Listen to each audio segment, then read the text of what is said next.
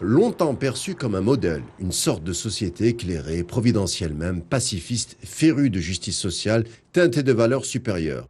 Durant la guerre froide entre les deux pôles surarmés qui se faisaient face, l'idéal nordique incarnait une troisième voie. Ceci désormais risque de faire partie de l'histoire après le consensus trouvé par les dirigeants des pays de l'Alliance réunis à Madrid.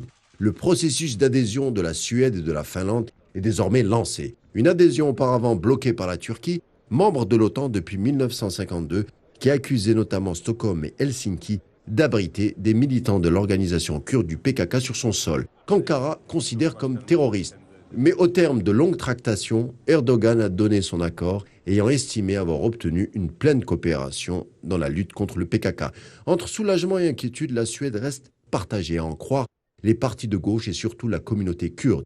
Interrogée, la chef de la diplomatie suédoise, Ann Linde, tient à préciser qu'aucune extradition vers Ankara ne sera effectuée tant qu'aucune preuve d'activité terroriste ne sera apportée. Un ministre suédois qui cache mal sa gêne en défendant un modèle suédois, spécificité qui risque, avec cette adhésion à l'OTAN, de passer aux oubliettes. La guerre en Ukraine a en effet jeté la Suède et la Finlande dans les bras de l'Alliance. Leur demande d'adhésion constitue une étape supplémentaire dans l'escalade des hostilités entre la Russie et l'OTAN, ainsi que dans une moindre mesure entre la Russie et l'Union européenne. L'expansion de l'Alliance vers l'Est depuis 1990 est un des facteurs déterminants du conflit. Toute adhésion à l'OTAN, selon les textes de l'organisation, mentionne un engagement de servir la dissuasion nucléaire.